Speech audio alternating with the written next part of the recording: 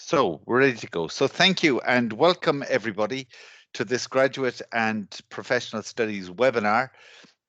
Today we're going to look at something which is obviously very important and fundamental to any PhD thesis or any research master's thesis, indeed, which is, of course, the literature review.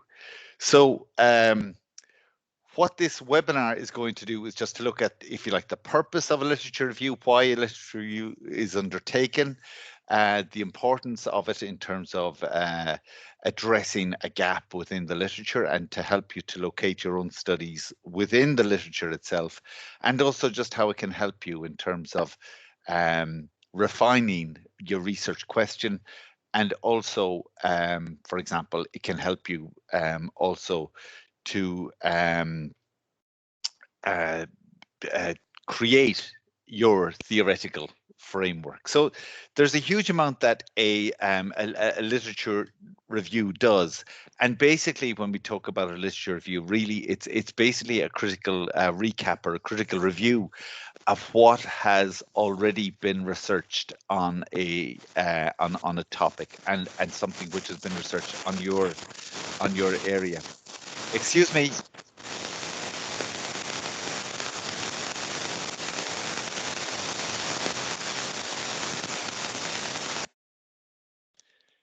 Hello, sorry, I'll just ask everybody to please, just turn off your microphones so that we have less distortion. So thank you. Okay, so basically, yes, a literature review is a critical review or critical recap of what has already been published. So there's no onus on you here to create any new to create, if you like, new knowledge within the within your thesis. The literature review basically is looking at what has already been published, and it is looking for you to synthesize and to critically analyze what is already in the public domain as a mechanism and as a way for you to address a gap within the literature or to find a gap within the literature where you can locate your study. And we talk about later just about how the importance of the literature review, and one analogy is drawn with, say, the creation of a new mobile phone, so that if you're trying to build a new mobile phone, for example, you look at already what has been done in the area. You look at the types of electronic engineering and all the other inputs that have gone into creating a mobile phone. So you're going to look at what has already been done, and then to see where the gap is within that that field and how you can do something, if you like, which addresses that gap. So if you think of it in terms of building a new product, there are analogies and parallels between both. So, and then another way and another important facet of the literature review I'm just going to talk about is just about, how it can help you to evaluate and select sources, but also to create and I'll just talk also about the importance of a structure with regard to the literature review, because, for example, you can look at structure in terms of, say, whether your structure is chronological, if it's thematic, if it's methodological, or indeed if it's theoretical. Something also which I'd like you to address also, and again, it will be up to you in our discussion later to talk about this, but I have seen an argument made that in the sciences that students within or researchers within the sciences tend to look or to review recent literature. So relatively new literature. I'm not sure how true this is, so I'll need to get your input into this. Whereas, for example, in the humanities, people take a very long historical lens and a very long historical perspective into their review or recap or research of the literature. So that's something which, again, I'd just like to address with you as we go along. Okay, so let's begin. So what is a literature review? So many definitions of the literature review. I think we could say, as Merriman said, many years ago that the literature review is an interpretation and synthesis of published work. And again, I'll come back to this term. You'll hear a lot of synthesis in this particular webinar. You'll probably also hear me use a lot of what may seem to you like repetition, and it doesn't necessarily mean that I'm losing my mind by engaging in all this, what may seem to be repetition, but it just means that I'm just reinforcing the points that are made here with regard to the literature review, because it is such an important aspect and an important facet of your thesis. So another thing which the literature review is it demonstrates your ability to review and to report on relevant literature, and we'll just delve into that a little further as we go along. Just something that the literature review isn't. And again, this is almost like bonus point territory for people, but sometimes you hear from supervisors, they might say that that students, particularly in their initial stages, may confuse a literature review with something called a literary review. So just to let you know that it's a literature review that you're doing, not a literary review. And it is amazing, actually, how many people call it a literary review rather than a literature review. So you're looking at what has already been published in the area. You're not undertaking a literary review, although that may form part of the thesis for some of you, but it certainly isn't what we're talking about here. So just to distinguish between the two, it's a literature review that we are looking at today. So why is it so important? Well, a literature review is important for so many reasons. Obviously, you know, I've talked about how it's a fundamental aspect of your PhD, because we can say that a literature review highlights, or throws a lens on what has already been written on the topic. It allows you to look at the key authors and the key works, or the important works in your area. It allows you to address and to look at, for example, the main theories and hypotheses that are in the area. And as I said, that the literature review can be a foundation for the creation of a theoretical framework, because you can use the literature review to discuss different theories, different theoretical models, different definitions of key concepts and ideas, and it helps you also to argue for a specific theoretical approach to your work, or a combination of various theoretical concepts. So that's perhaps an overlooked aspect of the literature review, is that sometimes people are aghast, or sometimes at a bit of a loss when it comes to thinking about a theoretical framework. But the literature review can certainly help you to structure, or it can become the foundation for your theoretical framework. As I say, it allows you also to look at the main themes that already exist within the literature, and it allows you to address any gaps or weaknesses that are already there. So again, you may feel I'm beginning to repeat myself here, but again, it's just to reinforce points in a particular way. The literature review is an opportunity to demonstrate your particular understanding of your own research topic. It allows you then to begin to find your voice as a researcher by putting your own interpretation into into your study of the literature that is already there, into your review of the literature, and it allows you to critically to cast a critical lens, or an analytical lens, onto the literature itself. And as I've said so often, critical does not mean negative. We've talked a lot in previous webinars about critical thinking and the importance of critical thinking as a skill for doctoral researchers, but critical is much more about being analytical than being negative in this context. The literature review also allows you to demonstrate, your clarity of thought about a particular topic and your power of argumentation. And again, I have talked often about how sometimes supervisors say that they don't see, or it's not very clear about the voice of the researcher coming through, or their own stamp on a particular thesis, which can happen at times because it can take us a long time to find our own voice, or to be confident enough to speak with our own with our own ideas, without overly relying on sources that have gone that are there already in the public domain. So it allows you to develop and to begin to through your critical analysis, you will or should become more confident about expressing yourself and your own ideas as a researcher, rather than relying on sources already in the public domain. So again, just to reiterate that the literature review will allow you to provide background information about your topic.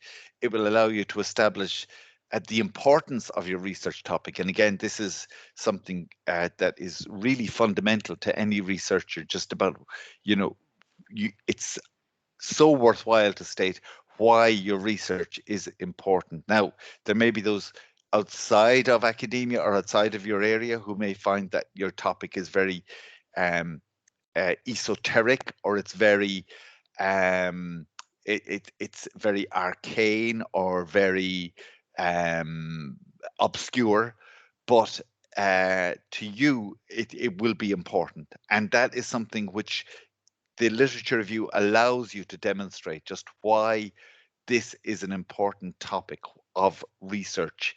And again, this is something which funding bodies in particular look for.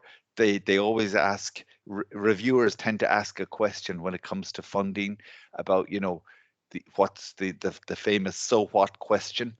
So what if this study isn't done? But the literature review allows you to answer that "so what" question, that this is an important topic for study, and you can provide here a rationale and a justification for your research topic. It allows you, to justify the significance of your study by showing how you address a gap within the literature, or how your research is going to contribute to a particular topic or a particular debate, or how it's going to make a contribution to new knowledge. The literature review allows you here also to demonstrate, again, this might seem like repetition, but to demonstrate your familiarity with the topic and to set the scholarly context for your study. So that, again, is really, really critical.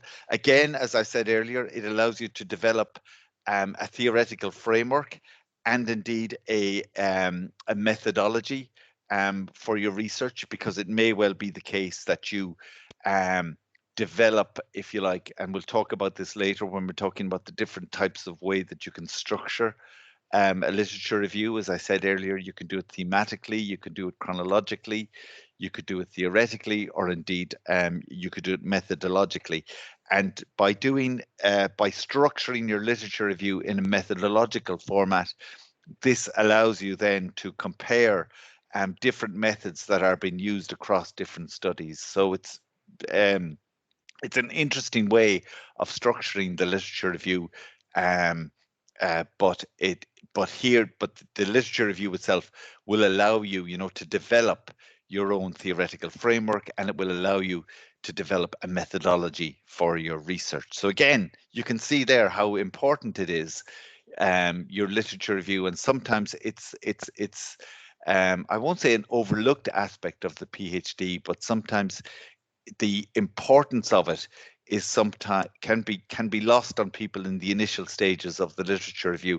And people might ask, well, what is the importance of the literature review? But I hope at least that this webinar, if you're a bit unsure of what the purpose or the importance of the literature review is, I hope that this webinar will help to, provide you with more of a justification or rationale to see the importance of the literature review and why it is critical to any PhD.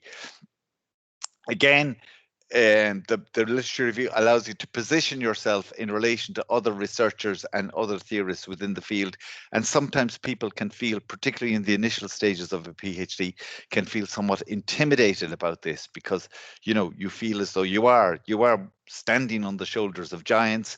So you feel, where does my research, which is still at this relatively humble stage, where does it fit in with all these other researchers and theorists? But the literature review allows you to do that, because you begin to develop not only a style with regard to a narrative style, but also you begin to grow in confidence, or you should begin to grow in confidence at this stage as a researcher, because the literature review allows you to be more critical and to be more analytical, and, if you like, and less descriptive about the literature in the field. And it allows you to see where the gap is and to address that gap, and it then should allow you to find your voice as a researcher.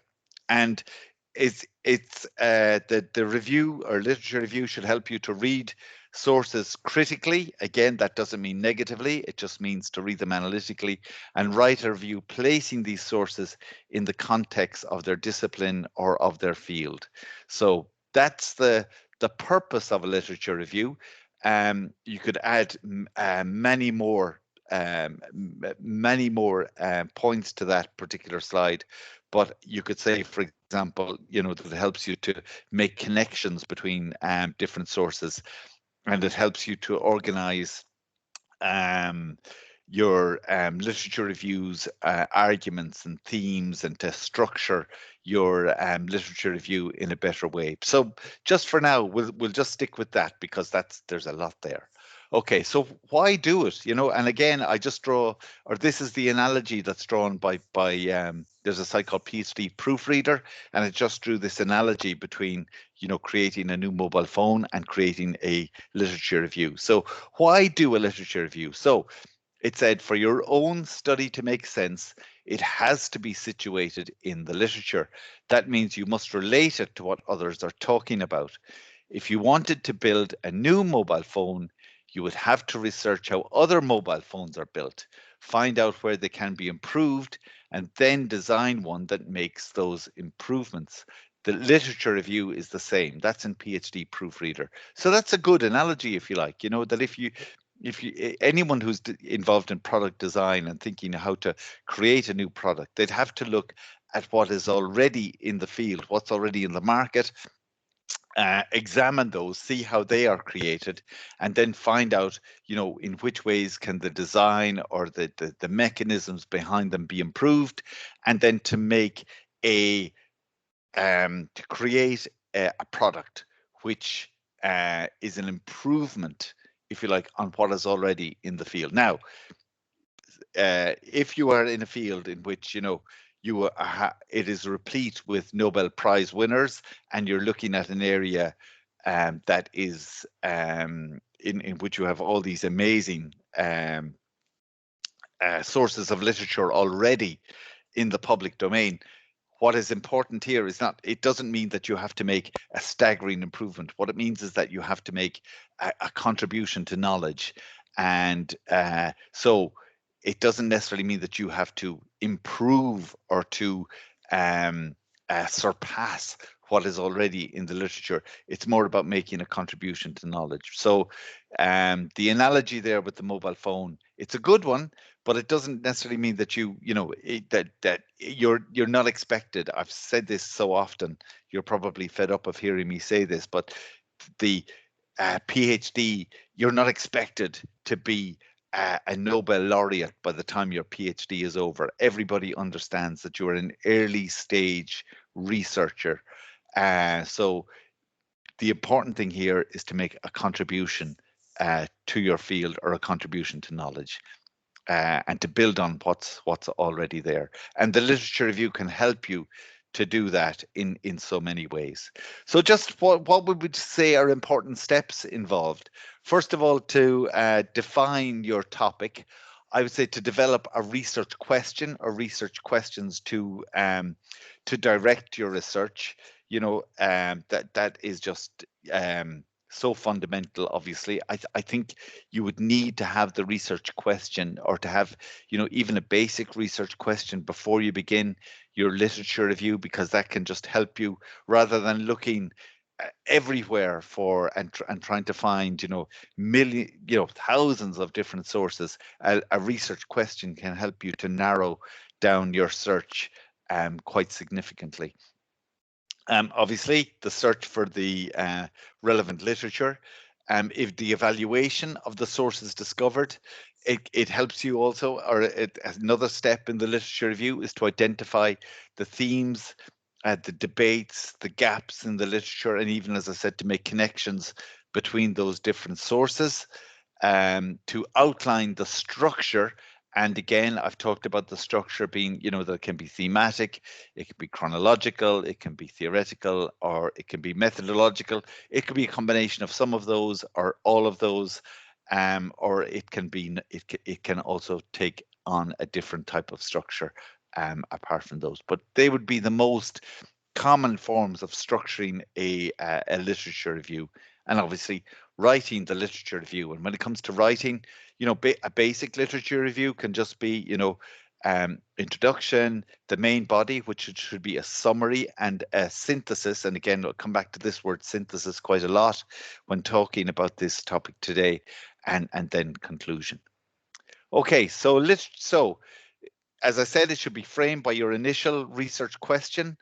And often the literature review will end with a statement of what can be an updated research question. And again, you've heard me, if you're a regular here on these webinars, again, you're probably sick of hearing me say how the research question is an iterative process, that is something that you go through and refine and hone and fine tune, sometimes quite a number of times within your within the lifetime of your PhD. But I think it's so important before you begin a literature review.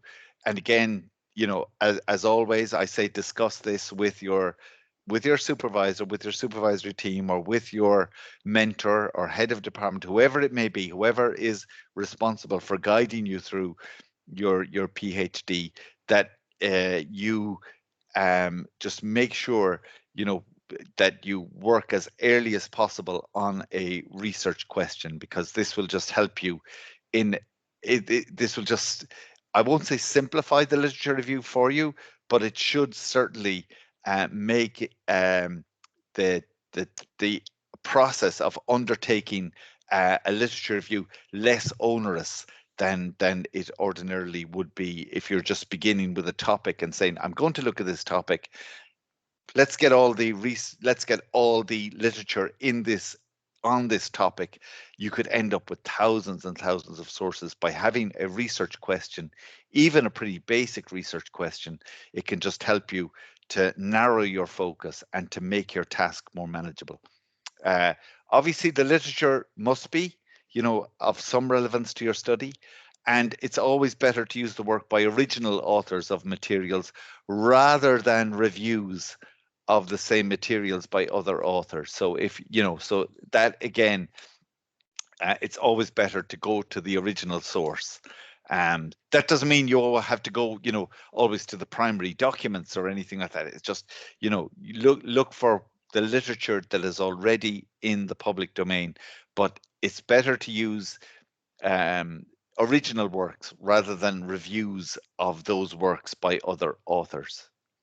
Okay, and be selective, you know, and ask, well, why am I including this? Why is it that I'm including this this particular source in my own literature review? So all of those things are, I would say, essential to any to any literature review. But it's important to be selective, and having a research question, you know, even as I said, a basic research question can help you to be more selective than would ordinarily be the case. So what does it do for your thesis? And again, apologies for the repetition, but I just want to stress again and again why the literature review is so critical to your PhD. It helps you situate your research within the wider academic community. It reports your critical review of the relevant literature. And again, think of critical as analytical rather than as negative. And it identifies a gap within the literature that your research will attempt to address. So I use the word address here rather than fill. And sometimes I use the word, you'll hear me talk about filling a gap, but I think addressing a gap is a better term to use, because it's not guaranteed that your study will fill that gap, but it will address that gap. So there is a distinction which I'll talk about shortly. So a basic literature review, as I said earlier, will contain an introduction. It'll have the main body, which will be the summary, and there's that word again, synthesis of the sources, and we'll come to talk about synthesis in a little while, because that is a really critical point when it comes to a literature review and a conclusion. So that's a basic literature review. But what is an effective literature review? And again, the basic literature review, that's fine. That's what a literature review should contain. But as I said, just look at a basic literature, an effective literature review. So an effective literature review will provide, or should provide at least, a critical overview of existing literature. And how will it do this? Well, because it will allow you to outline important research trends. So you'll be able to find, trends in theory, trends in methods, trends in results, trends in. You'll be able to look for themes and debates and contradictions and influential studies that are already in the public domain. So the literature review here will allow you, to examine important research trends. And it will allow you also to assess the strengths and weaknesses of individual studies, as well as the existing research or body of work that is in your topic already and within the public domain. And as I said, and again, apologies for the repetition here, but it allows you to find your voice and to create a space for current and future research by you within this field. So again, just finding your voice as a researcher, how important that is. As I said, so many PhDs end with an examiner saying, I'd love, and sometimes this can be a little annotated piece on your report, or maybe it's an annotated piece on the thesis itself. Just that the research, the examiner might say, this is an excellent piece of research, but I would have loved this researcher. It would be an even better thesis if the researcher really had found their voice in a confident way. And again, that is something which develops over time. And not everybody is imbued with a great deal, with the necessary confidence to take that step. But the literature review allows you to begin to make that step towards becoming a more effective, independent and autonomous researcher, and to find your voice as a scholar. Just in terms of analyzing literature, and again, this word comes up again, synthesis here. So the tasks, if you like, this is a little graphic showing you just the tasks of the literature review and what it involves. So it involves obviously a summary of the literature, a synthesis of the literature, a comparison of what is already there, and critique. Again, that word critical, meaning, if you like, analytical. So it's not, again, I said at the start that a literature review is not a literary review, and remember that. And my fear now is that so many of you might go away and confuse the two and begin to call it a literary review. Maybe I should never have said that.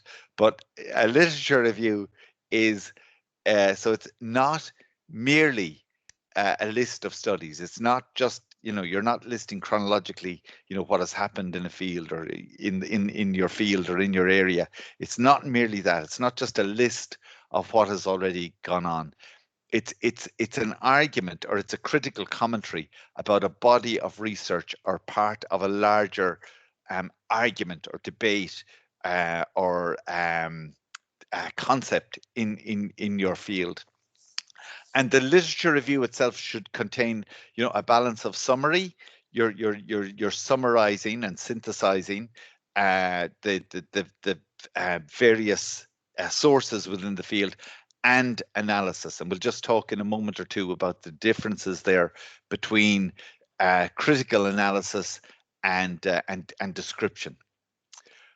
So here we go. So this is critical analysis. These are just some of the verbs, some of the words that you can use when you're looking at these, I hope, at least can help you to become a more critical researcher, or just to guide you in how to become a more critical researcher. And again, just to emphasize again and again that critical is not negative. Critical here means being analytical.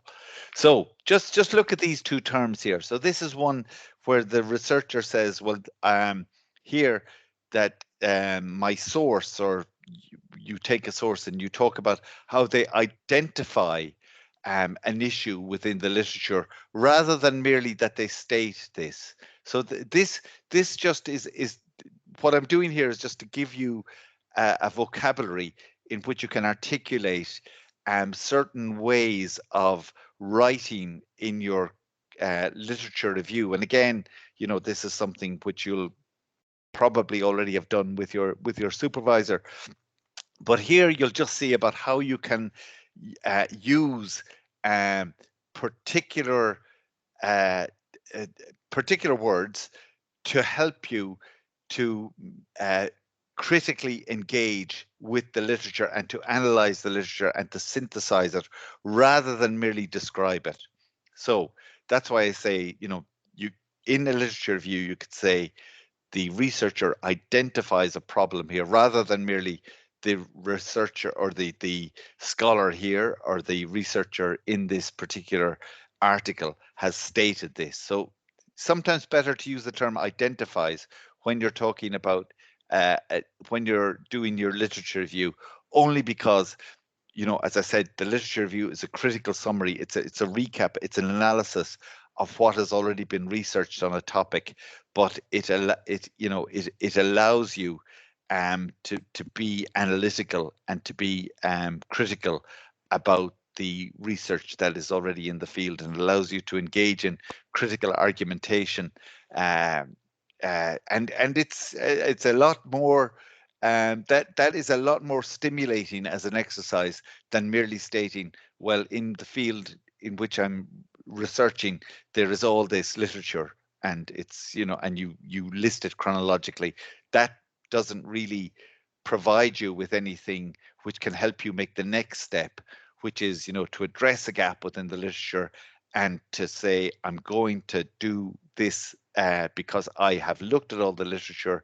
Nobody has done this particular area, or nobody has looked at this particular topic, or nobody has looked at this from this angle before. So that's why it's so important to be analytical about the literature that is there. So another way you can talk about this is you can talk about, that you're weighing up various arguments that are made rather than merely giving an account of the argument that is there. So you're engaging much more with an analytical approach rather than a descriptive approach.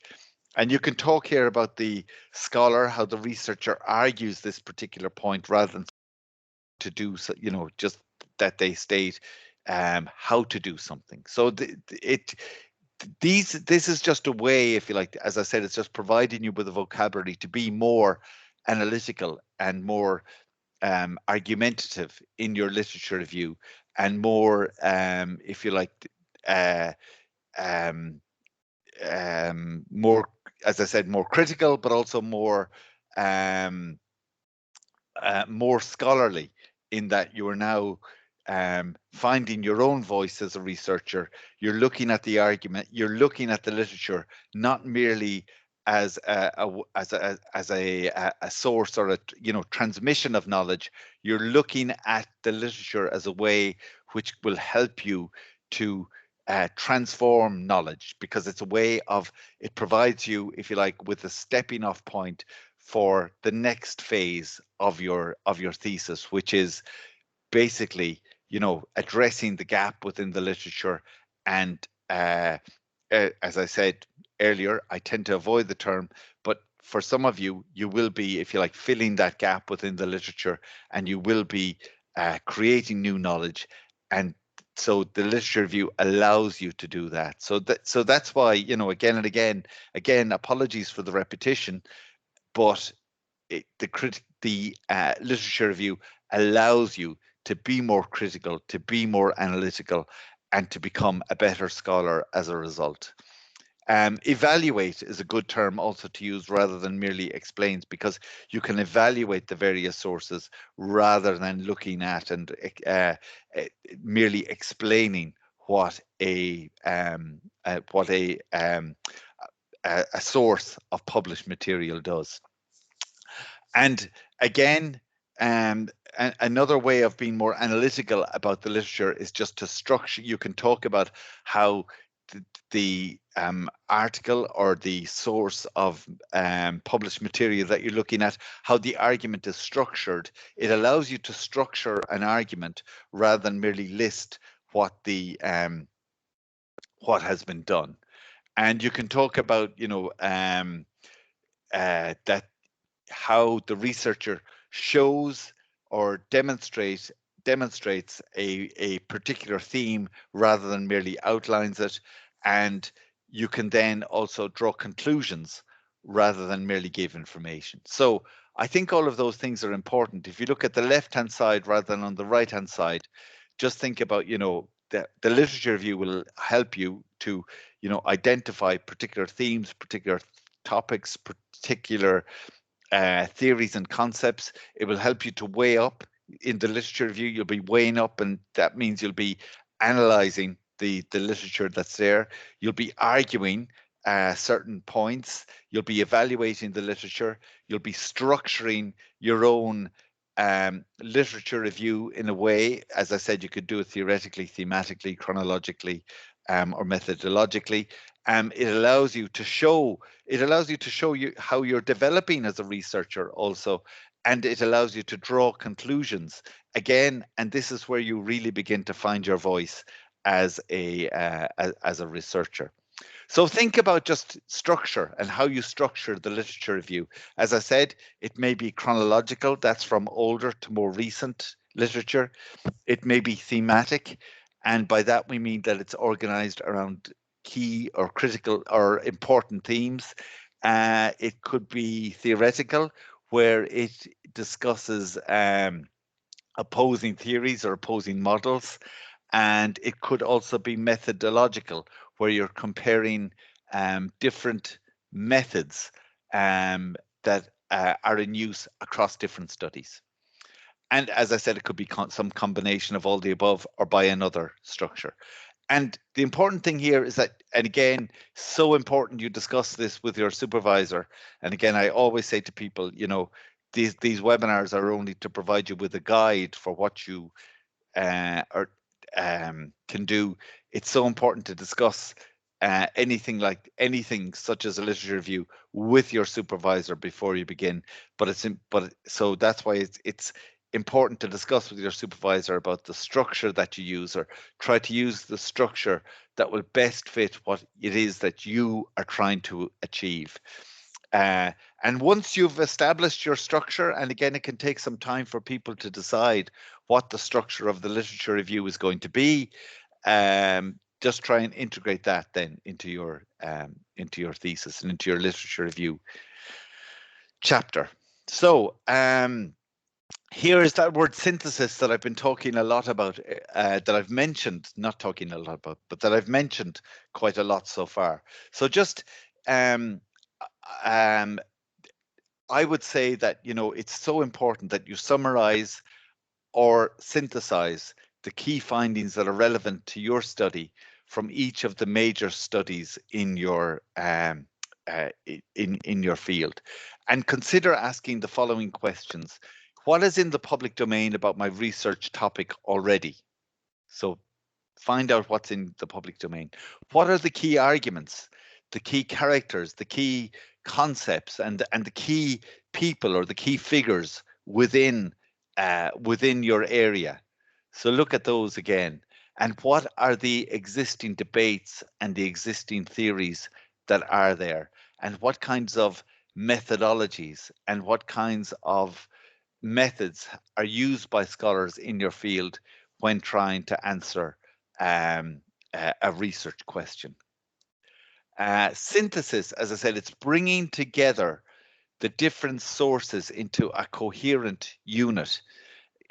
This is, and that's a major challenge, for so many people, is how you bring all these various sources together, and that can be, quite problematic.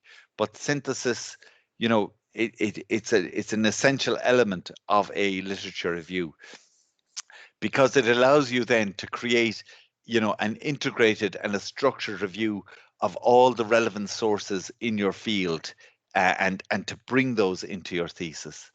And also, what when you're talking about synthesis, what this should be is that when you synthesize the literature, you should be able to include then a persuasive argument for why you are undertaking this project and why this project is so important.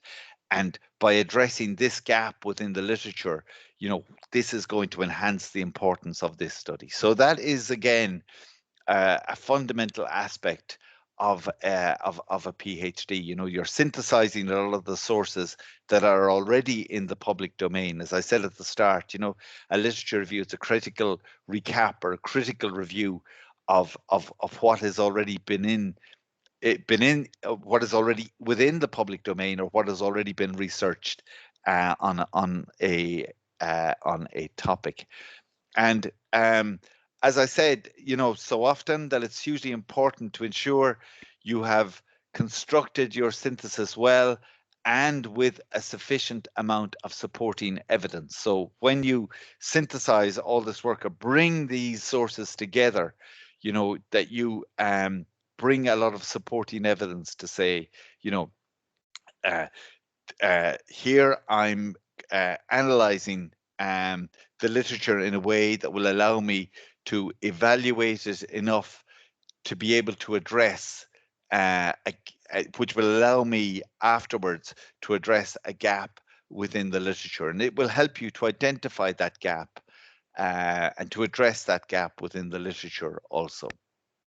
Okay, so when we talk about comparison and critique, when you're engaging in comparison and critique as an essential element of a literature review, it allows you to see the strengths and the weaknesses of your field of research. And it's amazing. You may have this notion that there is, it may be the case that when you look at a renowned source within your field, you may become somewhat disenchanted with that source and say, well, this source isn't as brilliant as I thought it was going to be.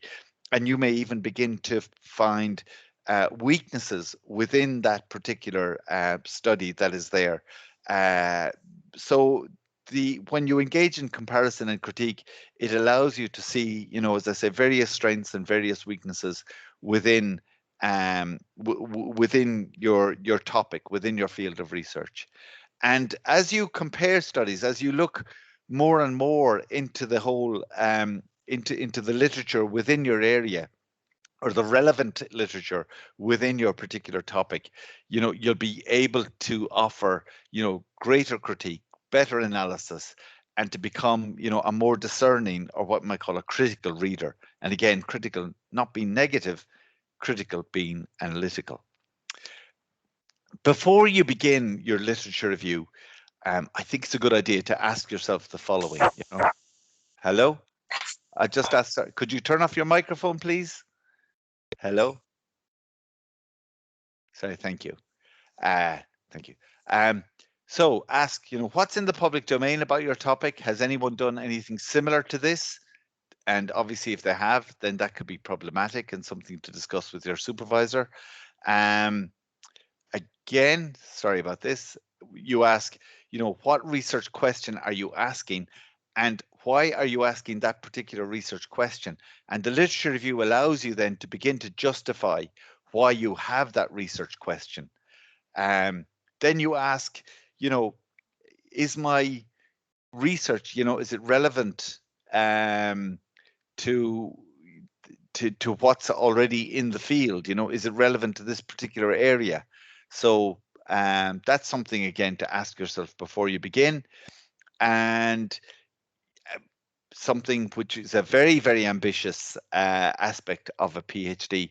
But some people ask, well, will my research, will it accept or will it confront the prevailing orthodoxy in the field? And again, maybe it's only as you begin to develop as a researcher and to develop that kind of that confidence I talked about as a researcher, that you can begin to confront the prevailing orthodoxy in your field. But certainly don't worry if that is not your intention, because it may only be the case that many years after your PhD, you begin to confront, if ever, the prevailing orthodoxy in your field. So, but it's a question worth considering before you begin.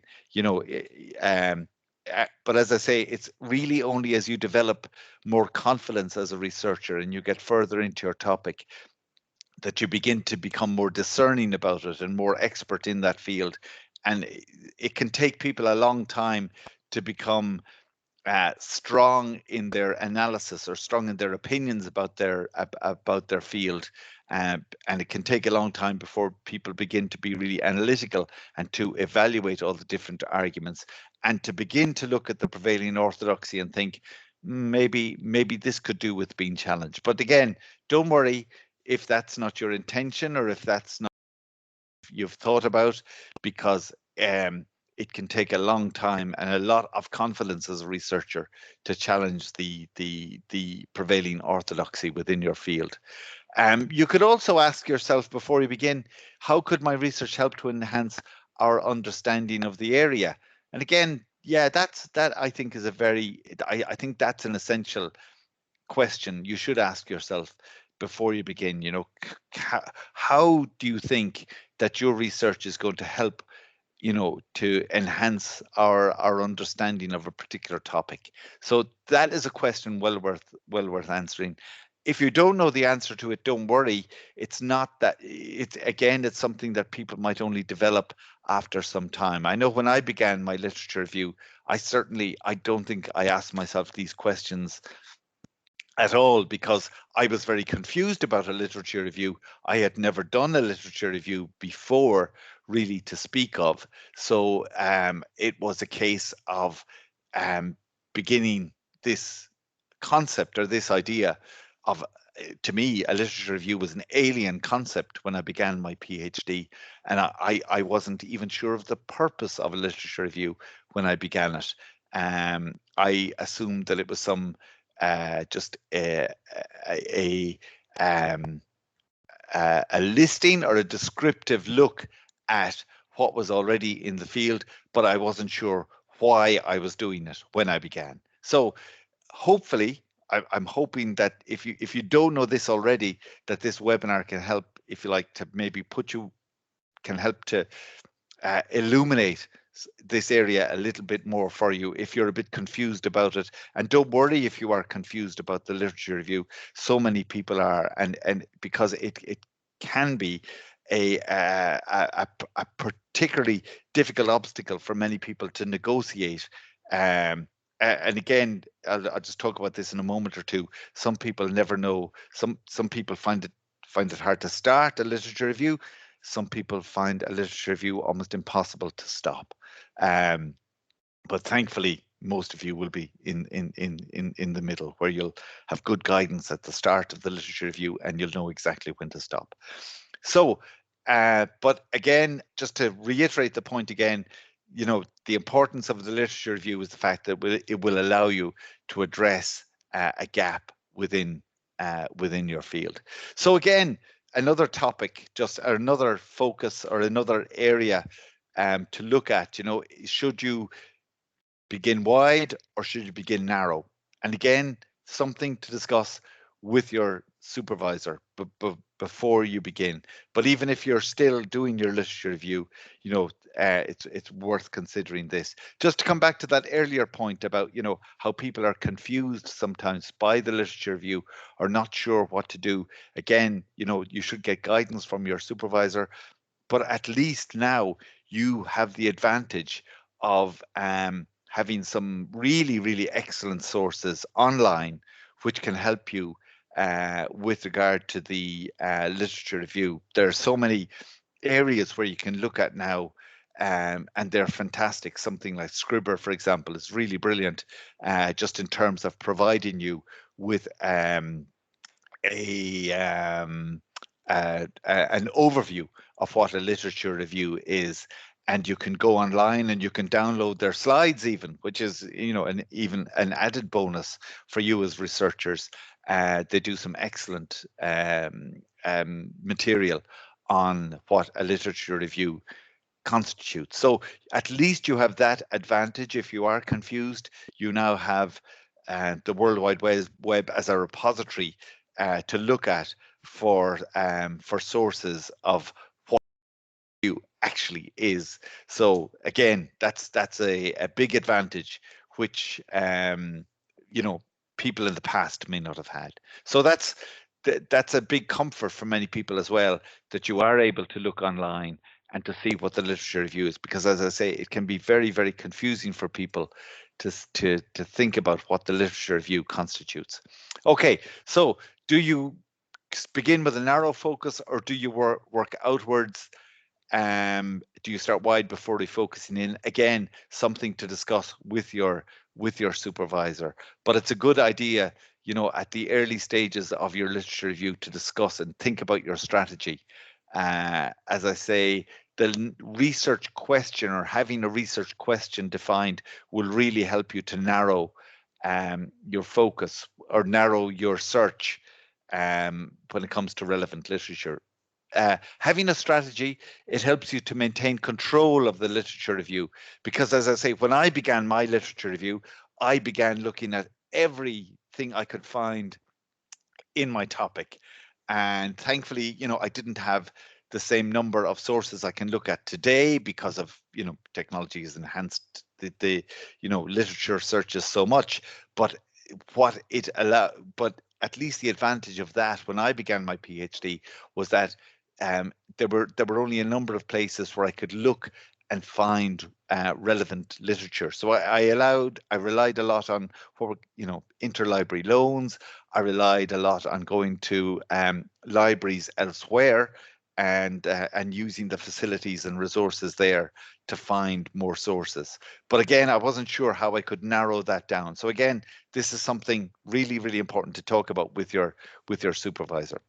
After you begin the literature review, I'd say ask yourself, how do the different studies that you're looking at, how do they all relate to one another? What are the connections between the different sources? You know, because this will help you to organize your arguments and your themes and your structure better than would ordinarily be the case. And ask yourself, am I examining my sources with a critical approach, or am I adopting a descriptive approach? Well worth asking that question. Again, you could ask, are you able to critique your own interpretation of the sources and to present your own rationale for doing so? Or are you relying on a review of the sources by others to make your point? So a question worth asking. Think also of what sources need to be further explored and interrogated when you begin your literature review, and look at how you can be discerning with regard to literature review. Now, some people might think the best way to do it, and again, this can be a really good way to begin. You know, when you're looking at sources, you know, there's so many thousands of different sources now that, you know, for many people, what many people have taken to doing now is to read the abstract of a piece, of an article, see if it's relevant. If it is relevant, then to begin to read the whole article, then to look at the relevant sources that are there, the bibliography that is in with the article, to see if there are any relevant sources, and then to look, for example, at the Google Scholar citation count, and to see if there's a high citation count with a particular article, because that would mean then that it can influence many scholars to think, well, if this is got a very high citation count on Google Scholar, should I include that then in the literature review? Is it such an important work in the area that I have to And these are all questions for you and your supervisory team. So just think of, ask yourself, how are you selecting your evidence? Ask yourself, have you cited and discussed studies that don't agree with your perspective? Very, very important to do so, to include studies that don't agree with your perspective. Um, think about, well, will anyone reading this find my literature review relevant, appropriate, or useful? The people to whom your literature review is relevant, appropriate, and useful are you, your supervisor, your examiners, and your funding body. And so think of, is this relevant, appropriate, useful, or how does this connect to wider society?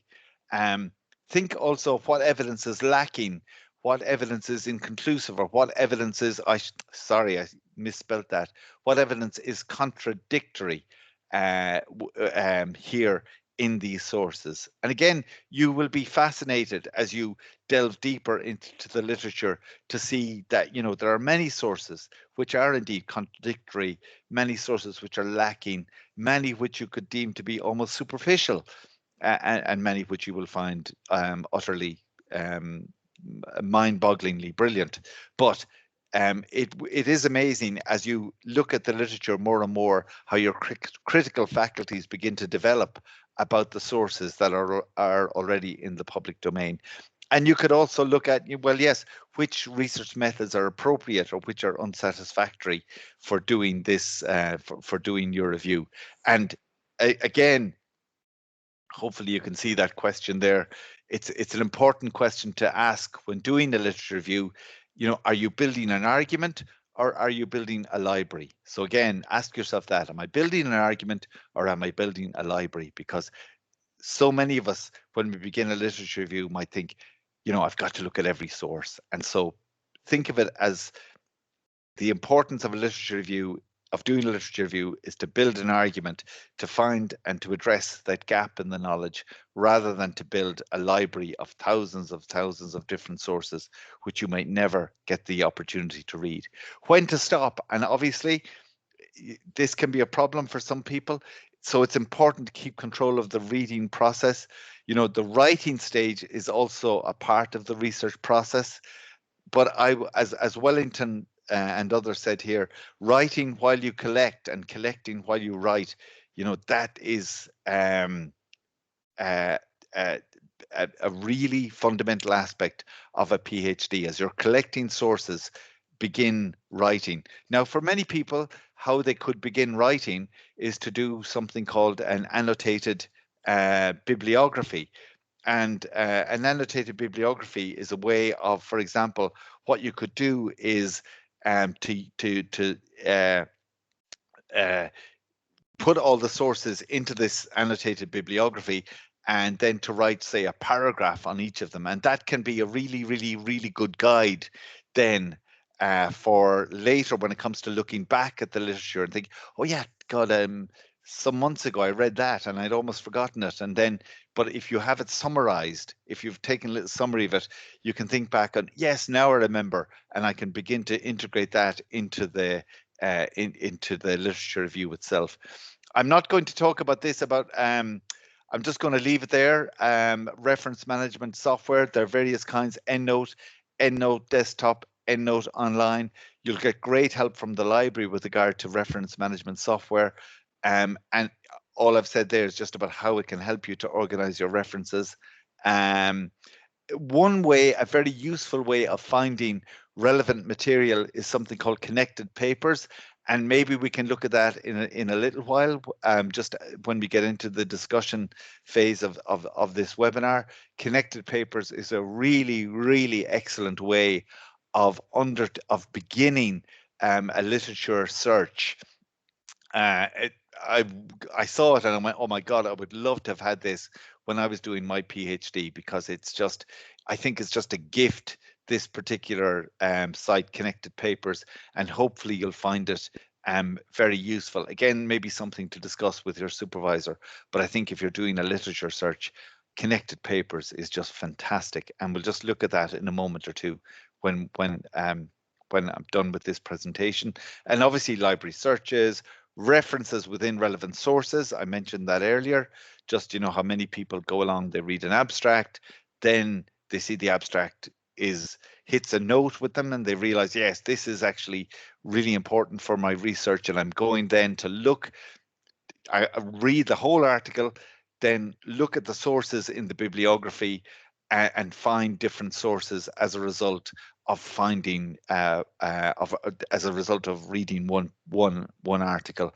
And that can be a way for people to find new sources.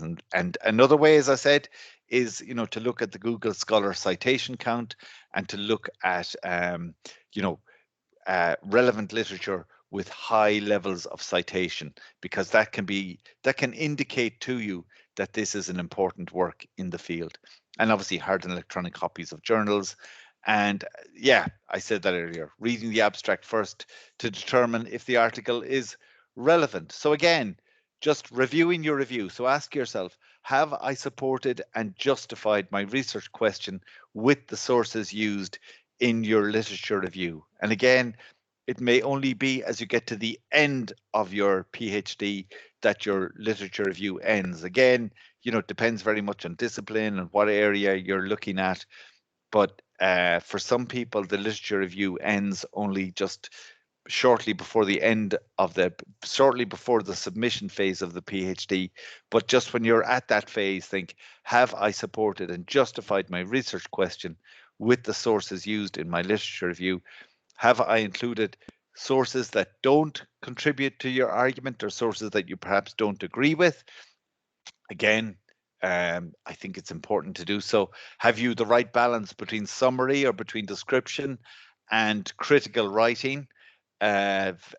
Important to achieve that balance. Have you omitted important aspects of the literature, or left unanswered questions? Sometimes you're better off not asking this question. Because it can begin to gnaw at you, and to really affect you when you've come to the concluding stages of your literature review. But it's maybe no harm to look at this and to say, have you omitted important aspects of the literature? Because you may find, when it comes to the examination stage, when it comes to the viva, that your examiners might say, well, why haven't you included this particular source? Why have you not looked at this? Why have you not answered? You know, why did you not approach it this way, and look at this particular argument from this angle? And you will be then, hopefully, by asking this question, you will be in a position, you know, to answer a question like that. I know in my own viva, I was asked, you know, well, why did I not include this particular source? And thankfully, I knew what the source that was being talked about, and I was able to offer, you know, a rationale and a justification for not including a particular source. But so it's important to be aware of sources that you haven't included also, and to be able to, you know, provide a rationale or a justification for that. Sometimes it may be the case that your examiners will ask you about a particular source that's not in the literature review, and you may not even have heard of the source. So don't worry too much about that, but I think it's good just to know, you know, if you haven't included particular sources, think, you know, be able to provide a rationale for why you haven't done so. And, you know, have you commented on the relevance of each piece of evidence in the review? They're questions worth asking yourself. So I will say there for now that we can finish our presentation. Again, apologies for going over time with this, but I'll put a link to connected papers in the conversation box, and you can look at it there for starters. And then if you have any questions or any comments that you'd like to make, please do so. So I'll just stop the recording for now, and thank you for all your time and your attention, and looking forward to our discussion.